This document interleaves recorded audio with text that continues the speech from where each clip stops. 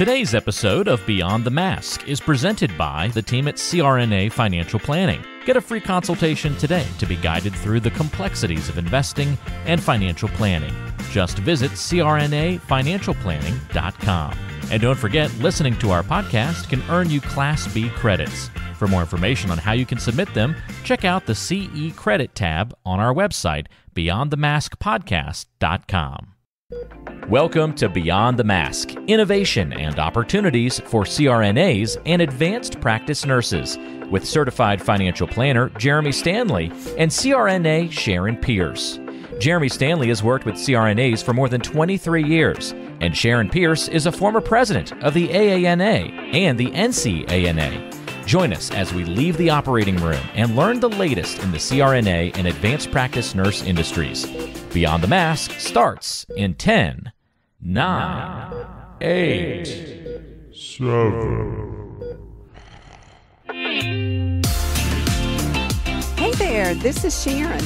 I'm in Washington, D.C. at Mid-Year Assembly, and unfortunately, Jeremy couldn't join me here at the meeting.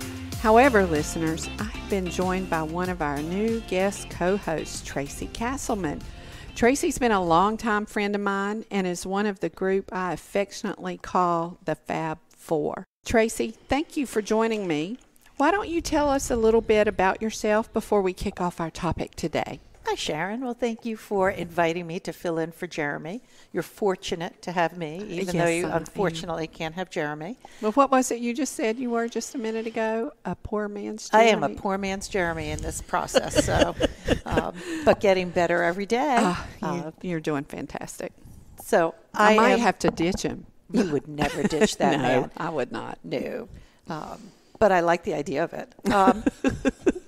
So I am a CRNA who practices in New Jersey. I'm a graduate of the Albany Medical College School of Nursing Anesthesia, where I had the good fortune of learning from some really fabulous CRNA leaders. I've raised two sons in New Jersey who are off doing their own thing, although neither are CRNAs. They are great advocates for our profession. I get the good fortune to be the clinical site director for my hospital for Rutgers University School of Nursing Anesthesia, where I get to work with our future. I lend my shoulders to them like CRNAs lent their shoulders to me in the past. And for anybody listening, I encourage you to work with students, mentor students, teach students, because it's fantastic. And I'm thrilled to be here. Well, I'm thrilled you're here. And I'm fortunate that you're here. Yes, you are. So today we have an excellent topic. I think people will love hearing about this. And this young lady reached out to me. Wow. Yeah, I know. I love the ballsiness of it, you know. So she is not only beautiful, she is strong. And smart. Oh, my God. All right. So without further ado, Joy, why don't you introduce yourself and tell us a little bit about your topic? Absolutely. My name is Dr. Ayade Ademiowo. I go by Joy, like Sharon said. I'm a CRNA based out of Houston, Texas. Been practicing for about 5 years, and also the founder and CEO of a new software company called Locum. I've been doing independent contracting for about half of my career now, and slowly been transitioning to tech, have a new product on the market. So that's what we're talking about today. I love that she introduced herself as doctor. I like that too, even though I still can't do that. Yeah, I don't either. So we're going to have to do that the next one. I know, right? We'll have to remember that. How long have you been practicing? 5 years. Okay. 5 years. So for half of your time out, I was waiting for you to say 20 years. I'm not sure at 5 years that I had the vision to do what you're doing. So it's very impressive. It's very impressive. It is. So let's talk a little bit about Locum, and it's LOKUM. Love that. And I heard you copyrighted that. Trademarked it. Yes, Trademarked it. Well, good for you. Well, tell us a little bit about the app. Okay. Start from there. Yeah. So Locum is the company, and our mission is to support groups and healthcare facilities in their anesthesiology endeavors from a technical standpoint. Locum app itself is one of our first products. It is a two-sided mobile matchmaking platform that connects CRNAs and other anesthesiology providers directly with healthcare facilities as who are going to be their employers. So on one side, the facility is interacting with the dashboard where they see all the people who apply to their jobs. And on the other side, the providers have an app on their phone that makes everything easy to find and navigate. Okay, you say providers, Yes. meaning? CRNAs are who we're focused on right now. Obviously, this is a market that I'm familiar with. So we've been onboarding CRNAs over the last few weeks. Okay. Yeah. All right. Tell us a little bit about the history of, you just didn't wake up one day and say, hey, I'm going to make an app. She might have. I would have no doubt that. We wouldn't. Yeah. Yeah. But tell us about that. Yeah, absolutely. So there are two reasons for me as a provider. As a CRNA, I felt like I didn't want to spend the rest of my career looking for work the way that we do now. I'm 32 years old. I have a long career ahead of me. You are a baby. Yeah. And I think that there are other industries that are really leaning into the technology that we have available to us to make the lives of people who do work in other industries, any industry, easier, just making things more accessible for us. So I felt like we needed a platform that does that. Unfortunately, the people who are doing that aren't necessarily focused on our kind of market. Like you see nurses have that and other allied healthcare professionals. But when it comes to specialists and advanced practice providers, no one's really leaning into that space yet. And so I thought, well, I want this for us. And then I was like, who's going to build it? And I was like, well, if we don't build it, like someone else might build it for us. So I started asking questions about what all that would entail. It's been a 3-year long journey, and now we're here. I could talk a little bit more about why I did it in terms of the business sense of things and like the market itself. So we see the future of work across many industries is in independent contracting. And especially in healthcare, COVID kind of opened the Pandora's box on that. Providers they want the access to flexibility, autonomy, all the CRNAs that I know would love to do that and are doing that. That's definitely a more. generational thing. It is a Absolutely generational my thing. thought. Yeah. Millennials. And that really just opened my mind into the ideas of like future of work and where we're going. And you have facilities who are still heavily leaning on the W-2 model. They're really suffering from these staffing shortages more so than people who've adapted. And then I realized that people who are really being creative in this space when it comes to technology, they're staffing companies. They have the tech, but they are still locums companies, recruitment companies. So it's still collecting that commission fee. And that's a huge pain point for group owners and healthcare facilities across our market. So I thought, well, if the recruitment agencies are just presenting a resume because they have the tech to reach providers, well, why don't those facilities have their own tech that they're using? And I think now we've arrived at the answer to that question being that they really need a tech company that's on their side, right? So building a platform and open software that they can use to reach the people that they need for work in terms of CRNAs without having to pay those heavy commission fees. So we're essentially handing the tech that these recruitment agencies are using directly to these groups and to these healthcare facilities and saying, you can do your own recruitment in-house without having to pay those heavy commission fees. So getting rid of the middleman. Exactly. Joy, what did you're 32. You've Yes. been out of school for 5 years. Were you a nurse the whole time? What's your other part of your background? So everybody asks me I this. thought she was an engineer. No. I asked the same question. Business. Did you spend time in business beforehand? You don't think like a nurse, like a typical nurse?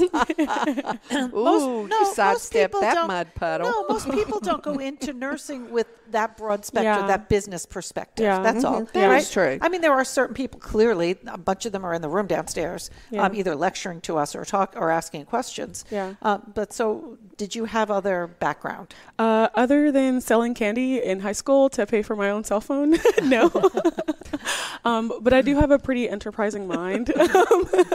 kidding. My dad is someone that I admire very much, and I think the essence of entrepreneurship is, taking risk and sort of innovating in your own space. And, you know, my parents immigrated here when I was really young, and I don't think there's anything more enterprising than leaving everything you know behind, you know, for the hope of a better future. Mm-hmm. And where was that? We're from Nigeria. Okay. Yes. You know, he came here with $400. One story over and over again. Yeah. That was my grandfather. Yep. So always had that mentality of just like really big systems thinking, and like, how can you change things? How can you be the one who makes a change? So that's where that came from. And you're clearly not afraid of risk. No. You embrace risk. I do. You like roller coasters? Yeah. I don't like roller coasters, but I think, no, Sharon and I, you know, we talked before, and I told her sort of like my philosophy in life is just living through asking questions. Mm-hmm. I did not think that I was going to start a tech company when I started this. I just wanted to know why things were the way they were, and like, how are they going to change? And just through that journey, realizing that really these people need a tech company that is on their side, and just building what that company is. Well, I think this is brilliant. I have a question. Is Yes. this just locums, or is this for people who, listen, I'm moving to Montana and I'm looking for a job, and can I go through locum, or is it just strictly for me looking for something for 3 months? No, it's not strictly for something that you're looking for 3 months. That's a great question. So this is actually, like I said, future of work is in independent contracting. So CRNAs who are looking to either transition to independent contract work or maintain their independent contract work can use our platform to easily source jobs.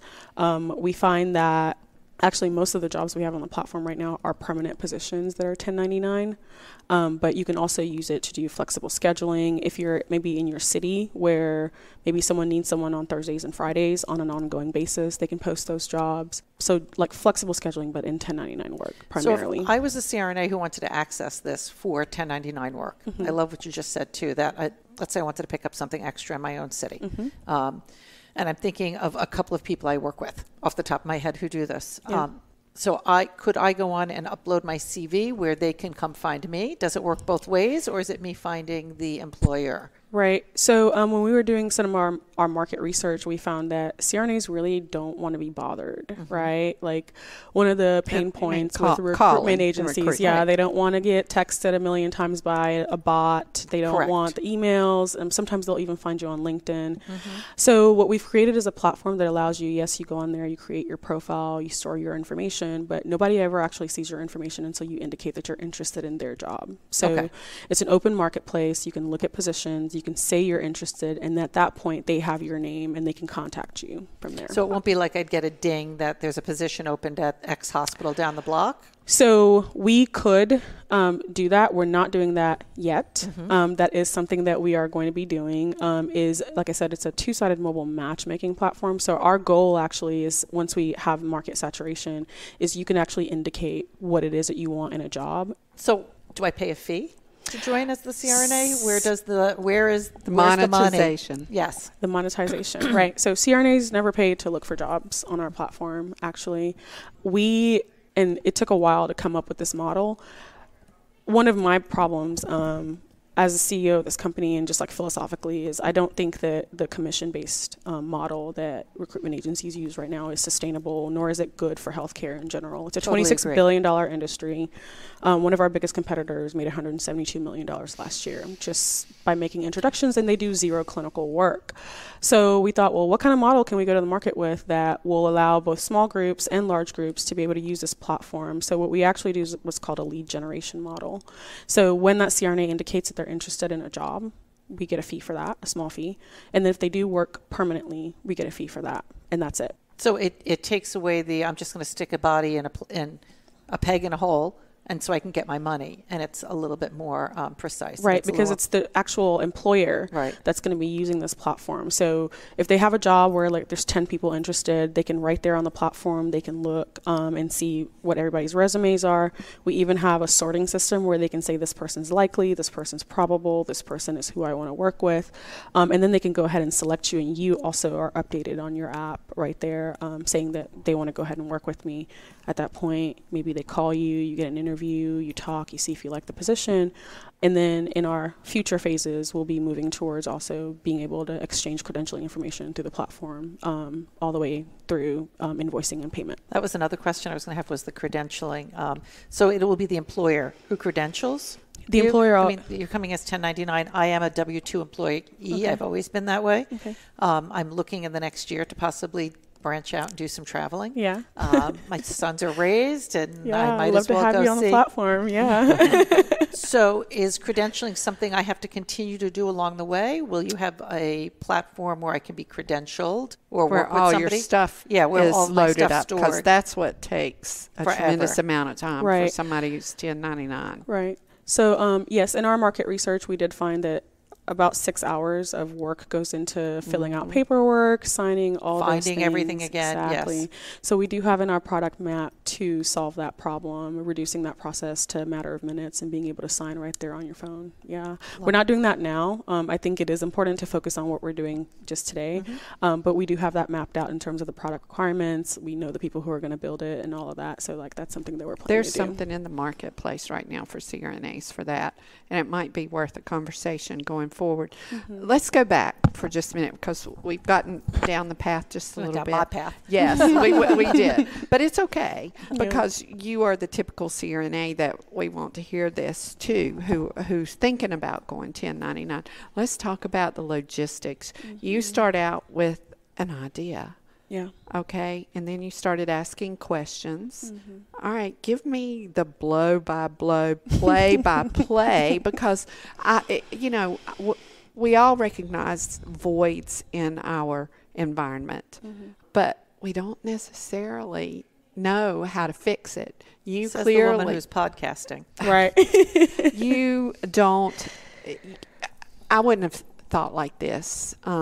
So how did you find the right people, build your team? I mean, that's a skill set. I mean, I've done it for other things, but I certainly haven't done it for an app. And you can hear as you're talking, you've already developed a whole different vernacular outside. I mean, you can hear the words, right? So give us a play-by-play of when you started this and how all the pieces fell into place. Absolutely. That's a great question. So it started on a piece of paper in my journal. In 2020, I took a trip to Europe, and I was thinking just about like my professional life and what that was going to look like and what options I might have. And Wait just a minute. And she was 29. I was thinking that I did the same thing. I did the math, and I'm like, she was barely out of school working, and here I am 31 years later saying, what am I going to do when I grow up? You know? True. Well, the beautiful thing about life is there's always time for that, and there's always Yes, room there for that. is. Yeah, so that was just like one of my moments, and I do keep a little like list of ideas in my journal, just like stuff that comes to me, and I just like write it down and throw it away. But during this trip, there was a woman that I met. She was from China. She was on her own trip. I think she was like going through a divorce or something, and we were just like talking about ideas, and she was in software development, and I was like, do you think this is even possible? If I built something like this, like, and she's like, yeah, it's possible. It's going to be expensive and it's going to be hard, but it's possible. And it just kind of like planted a seed for me. Right. And at that point in time, I was working out in East Texas, and I was doing 1099 work and like really experiencing some of those pain points myself as a provider. And then I just couldn't stop thinking about it, right? So then it went from the journal to my iPad, and I'm like sketching and drawing arrows and concept maps. And then next thing I knew, I was like calling a website developer. And the first version of this was a website. And I hated it because it just wasn't like, it didn't do enough, right? It didn't have the capabilities that I wanted it to do. So then I was like, oh, well, I just threw away all my money, and I scrapped that for a few months, but I couldn't stop thinking about it. So then I called someone who did like mobile development, and I talked to them about the requirements of that, and like they saw the mind map, and they're like, at least we know how your mind works now. So we tried a version of that was all mobile on both sides. That didn't work either, because we realized that the facilities, they really need a dashboard if it's going to be open software for them. So finding a technical team that could build a platform that is both a web app and a mobile app, but talks to itself, took about 2 years.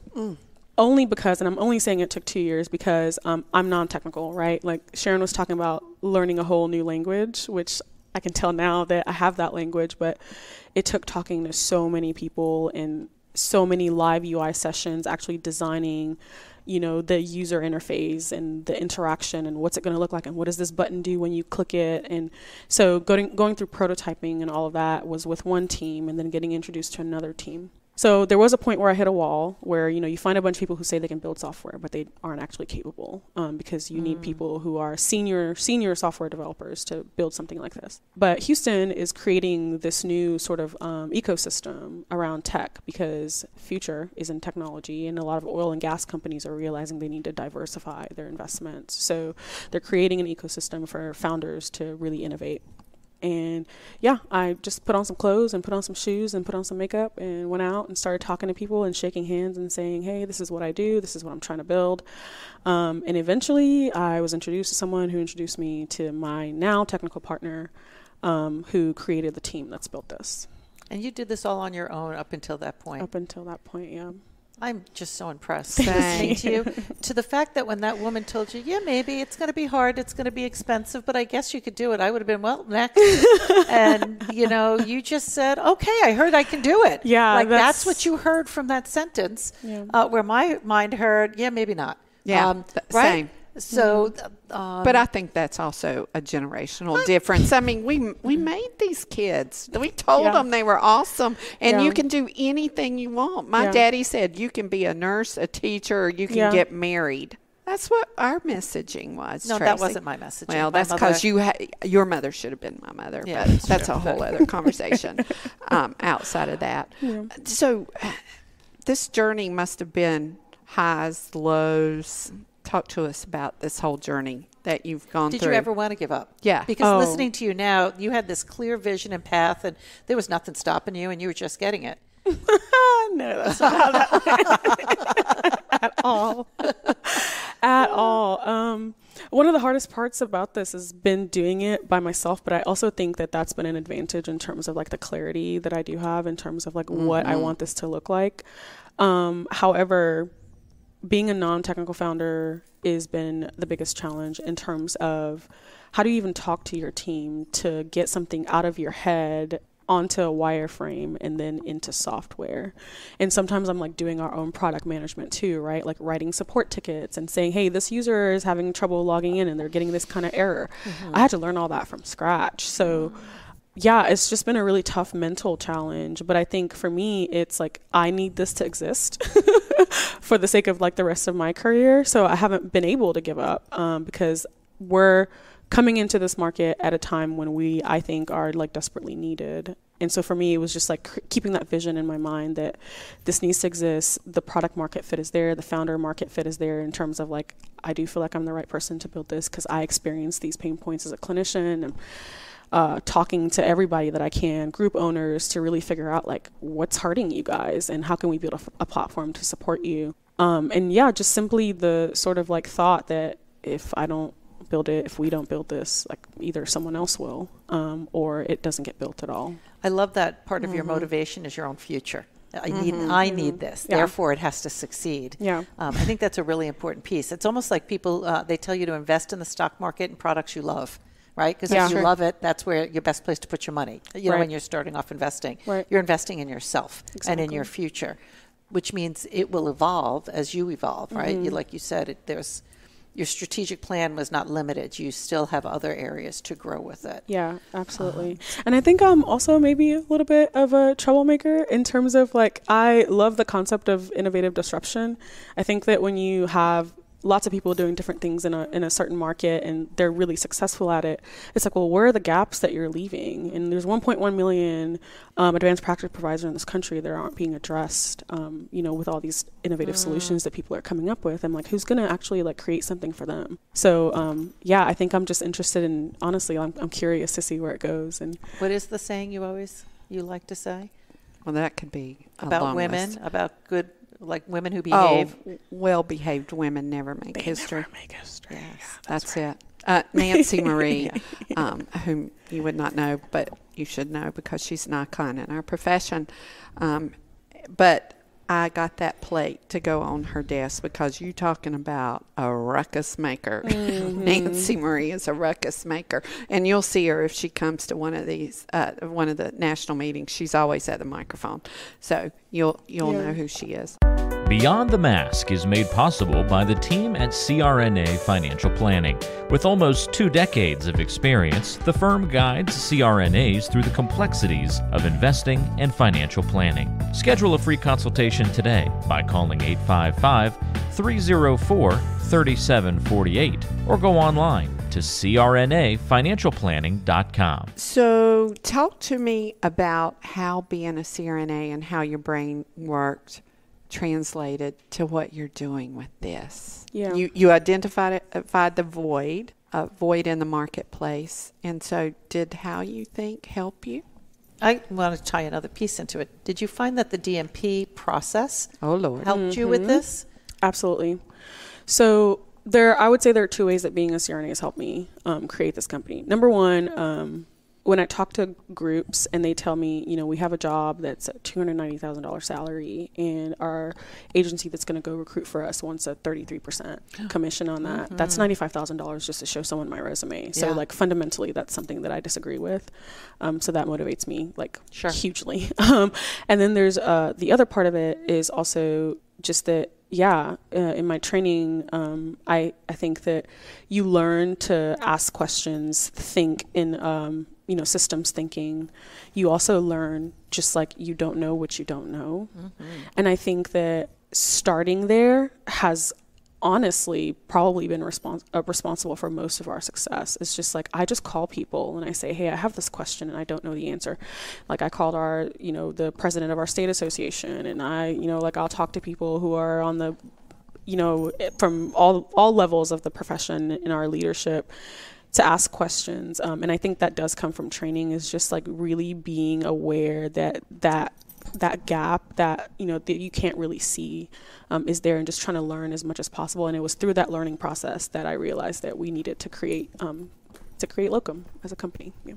Well, I thought about it when you were talking about looking for the gaps, right? Because that's what the DMP, the projects are supposed to be, is finding gaps and applying knowledge to it to solve the problem. And that's what you did. There was a big gap there, but we have the information, the process is already there. How do I make it better? Yeah. And how do it's I make also it more like accessible? Learning how to use data to inform your decisions. So, not be afraid of that. Not being afraid of that. Really listening when it came to like our customer research. It's like, what do you want? How do we use that data to innovate? So that definitely, I would definitely say that being a CRNA prepared me for this. Where'd you go to school?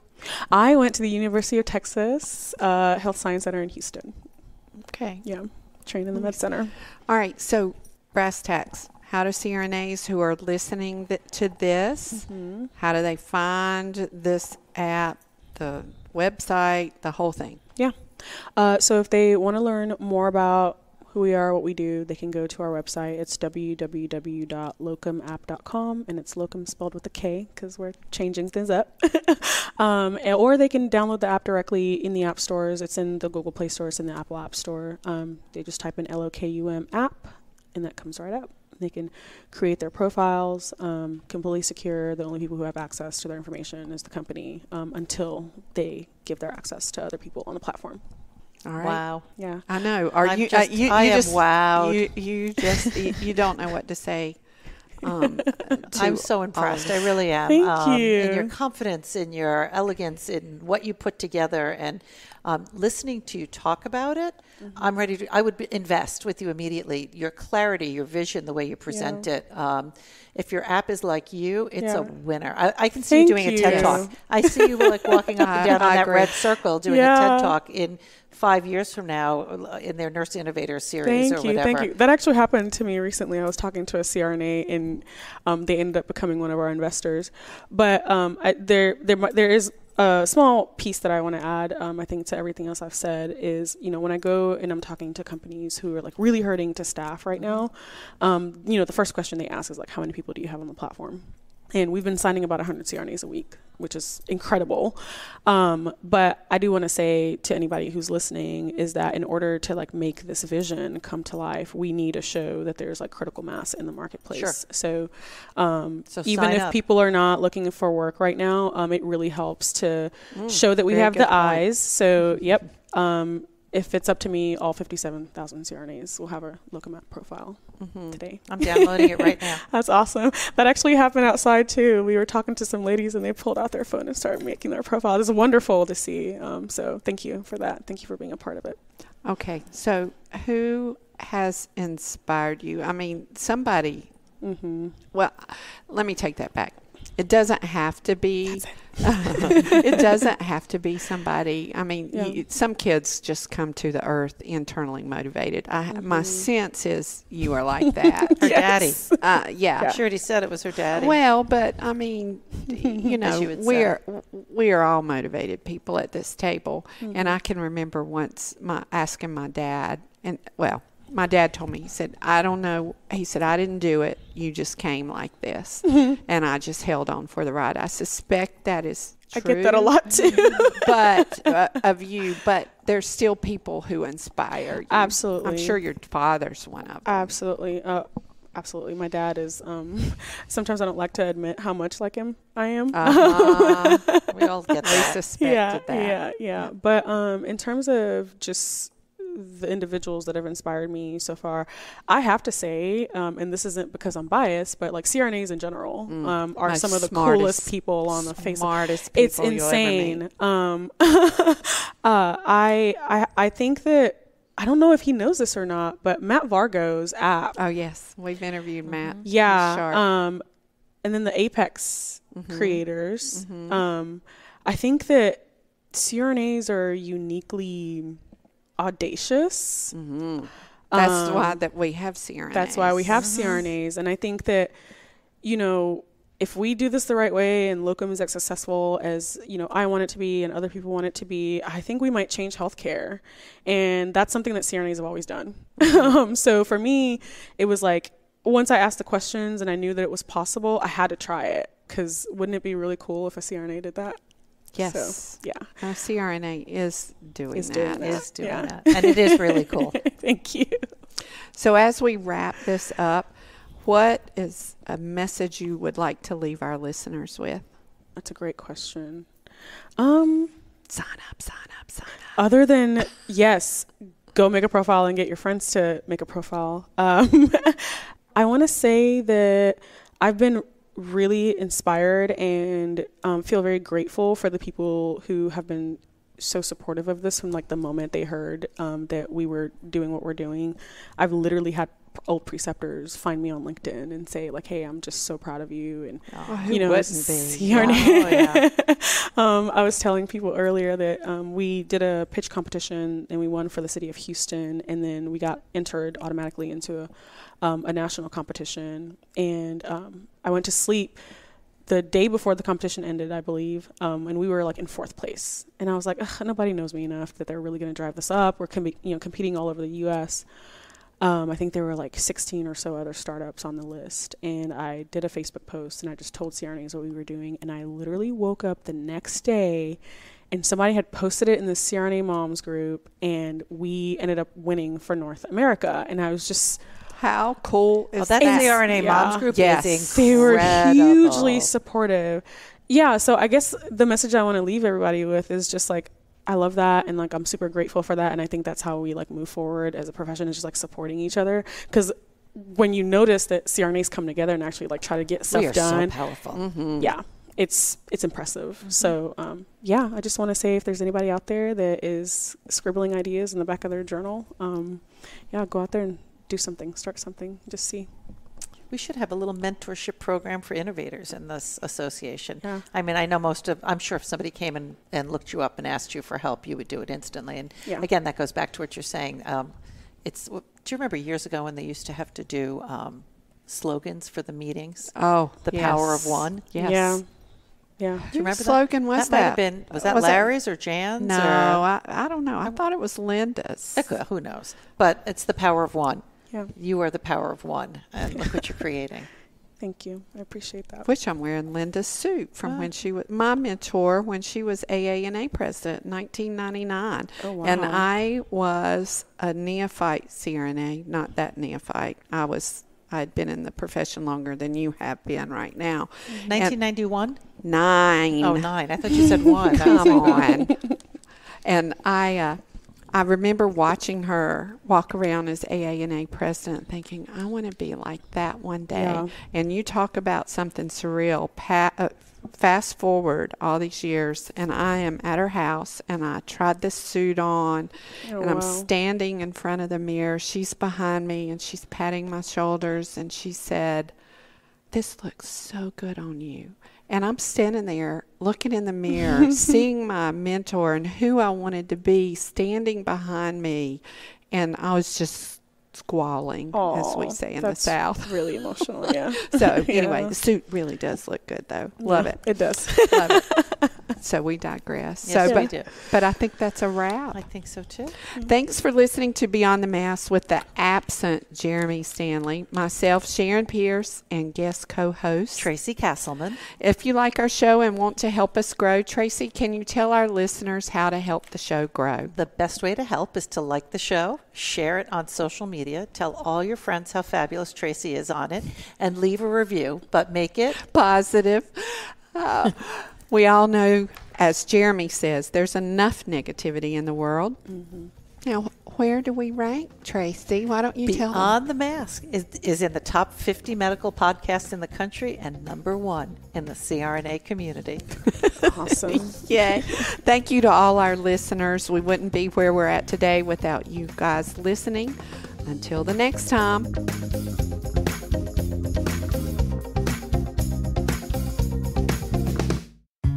Today's show is brought to you by the folks at CRNA Financial Planning, an independent consulting firm that offers financial planning services exclusively to CRNAs and their families.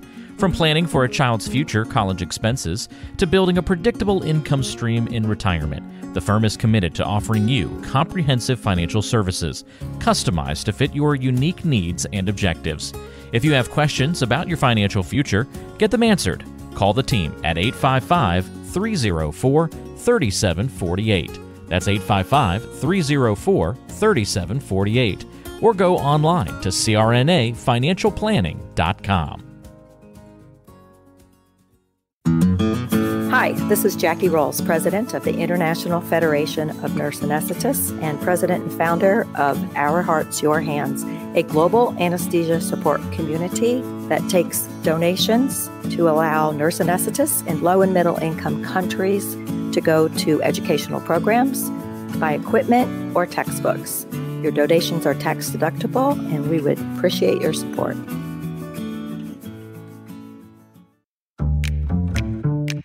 Be sure to subscribe to the show on Apple Podcasts, Google Podcasts, Spotify, Stitcher, and anywhere you like to listen to shows. Also be sure to check out BeyondTheMaskPodcast.com. Each episode is posted there with a corresponding blog post, and we timestamp important parts of the episode to help you quickly get to the content you're looking for. Also check out the special series section on the site.